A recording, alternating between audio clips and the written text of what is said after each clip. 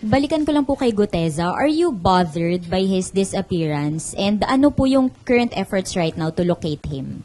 Well, obviously, sincere yung efforts to locate him. Ano? Kasi yes to clarify yung kung meron siyang maidadagdag, idagdag niya. No? So, importante yung kanyang presence kung meron siya maidadagdag pa sa kanyang nauna ng pinahayag. No? At saka concerned din kasi hindi na natin alam kung ano nangyari sa kanya. No? May mga claim na nasa marine compound, hindi naman pala. May mga... At saka parang gusto ko rin malaman sa kanya, sino ba talaga yung naggawa ng affidavit mo? Kasi nakita ko yung interview ni dating Congressman Mike Defensor, katulong sila Sinasabi niya na they helped Gutesa draft his affidavit. So, kailangan maklarify din yon. Hindi ba ang sariling gawa ni Gutesa yung affidavit? Kung hindi niya sarili, sino yung mga tumulong sa kanya na maggawa ng affidavit? Ano po yung basa or tingin nyo, analysis nyo dun sa situation? Is he hiding or meron po bang nagtatago sa kanya? Hindi ko alam. Yung guess mo is as good as mine. Ano? Kasi wala nga nakakalam, tahimik na tahimik. Alam nyo, ganito lang yan. Ano? Kung ang hangad mo, mag-prosecute talaga, makapagpa-convict talaga, dapat hindi siya nawawala. Kasi ang pwede lang mag-prosecute sa kanya, DOJ or Ombudsman. Hindi siya mahanap ng DOJ. Hindi siya mahanap ng Ombudsman. Kung ang intention mo, magpropaganda lang, diyan ka sa Blue Ribbon at mawala ka na. Kasi yun lang Sa ngayon, di ba, nagkaroon ng isipan sa mga kababayan natin na siya lang ang nakapag-implicate kay Speaker Romualdez. Yung although kay Congressman Saldico, hindi lang siya, ang dami pang ibang nag-implicate sa kanya, nauna na. Pero ang importante rito, in-implicate niya si dating Speaker Romualdez at nag-iisa siya nakapag-implicate. Pagkatapos nawala siya. So kung ang hangarin mo is talagang logical conclusion, which is to prosecute and convict former Speaker Romualdez, dapat nandito siya. Hindi man sa Blue Ribbon, kung inisip niyang hindi siya makapagtiwala sa Blue Ribbon, humarap man lang siya sa DOJ, humarap man lang siya sa Ombudsman. Kung yun ang hangarin. So now, anong isipin natin? Bakit Blue Ribbon lang at pagkatapos ng isang pagsipot, nawala ka na? So sir, hindi niyo ba tatanungin si Mike Defensor considering na siya ang nagbigay kay Marcoleta? Yun nga, papadala namin yung subpoena through the office of Senator Marcoleta. No? And yung sinasabi niya na ini-spyan ko siya, hindi yun ang dahilan.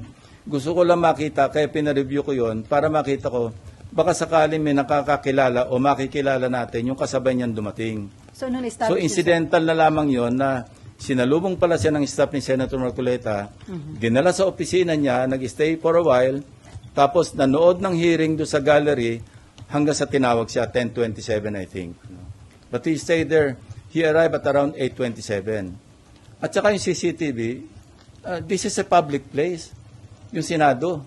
Huwag tayong magtaka, alam na natin na merong CCTV dyan. Kayo mismo na mamonitor nyo kami pag dumarating na kami, di ba? Kaya minsan nakaabang na kayo sa second floor. So this is an open area. No?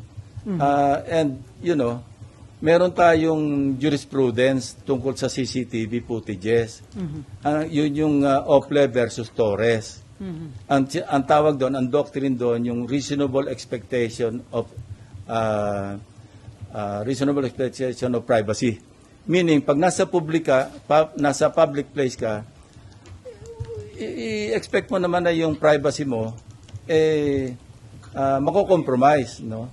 May reasonable expectation privacy. Kung nasa private place ka, now, I heard Senator Marcoleta na kung ako raw ba nagbi-Big Brother o okay lang ba raw na tiktikan niya rin opisina ko? Well, bibigyan ko siya ng logbook kung gusto niya everyday, kung sino yung pupunta sa office ko. At walang contractor na pupunta doon. Wala maski sino pupunta except mga official business.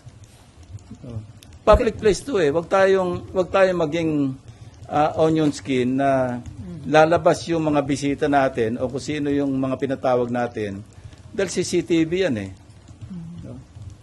Okay, last question, Opo. Amar. Sir, mag-a-apply po ba dun kay Guteza yung pag hindi po siya sumipot after the subpoena ay warrant of arrest yung next? Meron na siyang problema sa prosecution service ng DOJ. Why?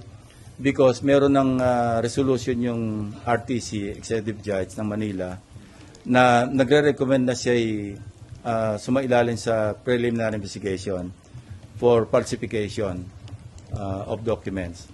So, let's leave it at that. Now, hindi naman siya, ibig sabihin, pumunta siya rito on his own volition. Para gipitin pa siya na i-issue siya ng subpoena and then warrant of arrest, papakontempt, I don't want to go there. Sir, naalala ni Nimpa, si Mike Defensor din ang naglabas noon kay Ador Mawanay. So, regarding kaduda-duda No, I'd ba yung like to paglabas correct ni- that. Yun ang misimpression. Hindi si Ador Mawanay, si Udong Mahusay. Udong. Remember, si Udong Mahusay, yun yung whistleblower against former FG. Di ba? Nung nasa safe house, hindi kinidnap, ni-rescue ni Mike Defensor. So, nawala yon as witness. Si Ador Mawanay, ewan ko kung sinong sira rin ng ulo na nag-recruit. Nag-invento ng mga account numbers na meron kaming $700 million dalawa ni ERAP, na in several foreign banks. And, ano lang to, trivia. I myself, kasi nag-aalala ko noon, baka mamaya, dinipositohan nila ako ng pera sa Hong Kong na i-withdraw nila lang para maipakita lang na meron akong account na ganong kalaki sa Hong Kong. So ako mismo, nagkusang loob noon, I wrote the regional director of HS, HSBC. No, hindi. Ano ito? Hong Kong. Yung isang bangko. Anyway, na nag-reply, ang sagot sa akin, yung pattern ng account number ni Mawanay, pattern ng account number ng credit card, hindi ng bank account. Doon pa lang, alam ko na nagsisinungaling siya. And by the way, Victor Corpus, siya kasi nag-handle, after 10 years, or more than 10 years, he approached me through a fellow cavalier na gusto raw mag-apologize personally. And I accepted. Nag-usap kami, sabi niya talagang, I was taken for a ride, although it took him that long to rectify and to apologize. Sabi ko, apology accepted.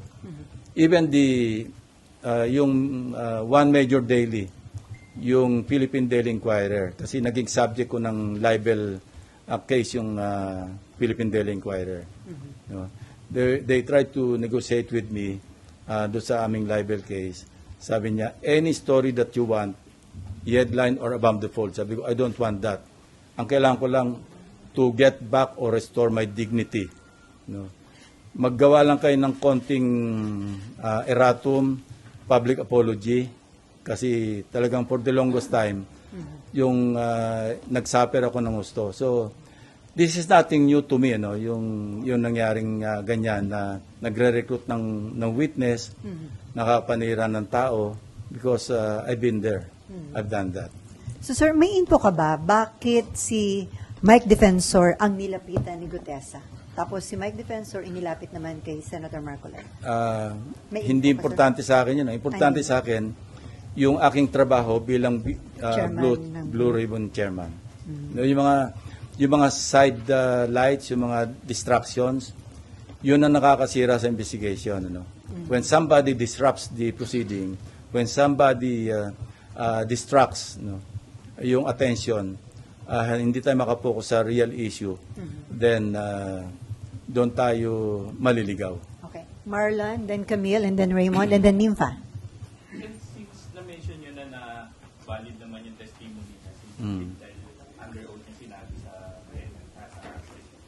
hearing, may effect pa ba sa credibility niya yung sinasabing forged? Yes, valid, pero somehow makaka-affect sa credibility niya. Kasi di ba sabi rin ng mga abogado, falsus in uno, falsus in omnibus, false in one, false in all. So hindi ko sinasabing hindi totoo yung sinasabi ni Gutesa sa kanyang affidavit o sa kanyang pagsasalaysay sa Blue Ribbon Committee. Pero hindi ko rin sinasabi na solid yung kanyang credibility Kasi siya mismo nagsabi, nang tanongin siya, na siya mismo ang nagpa-notaryo ng kanyang sinumpang salaysay. So, alin dyan ang totoo, alin ang hindi. Hindi na natin alam. And doon din, pag hinimay natin yung kanyang statement, minsan box, minsan maleta, no? Tapos parang hindi kakasya doon sa sinabi niyang isa o dalawang vans, yung iba SUV, hindi kakasya yung 46 na maleta, parang hindi kakasya doon. So these are, if we examine the testimony o yung kanyang yung as narrated, titingnan natin lahat yon. And paggawa ng committee report, pati sa recommendation, kung sino ba yung papayalan ng charges, all those things will be considered. Sir, tinry niyo po bang lapitan o kausapin si Senator Marcoleta since siya yung nagpresenta, baka siya yung dapat mag-exert din ng efforts to locate yung witness niya? Hindi kami nag-uusap Sir, Basta papadala ko lang supina sa office niya. Bahala siya kung gusto niya produce niya. sir, is there a need to invite then si Mike Defensor and then another si Hindi Congress? na, madidistract lang Let's focus on the issue at hand. Ang issue rito, flood control anomalies. Mga ghost projects, substandard na projects, hindi lang flood control, pati yung buong national budget natin apektado. Pati yung buong bansa natin apektado. So let's not be distracted by the presence of Mike Defensor, kung sino-sino man. Ako, I'd rather stay focused on the issue at hand. How about sir, si Congressman Eric Yap na binanggit din ni Gutesa dun sa affidavit niya? Well, we can send the invitation to him through the speaker, kasi incumbent naman siyang congressman.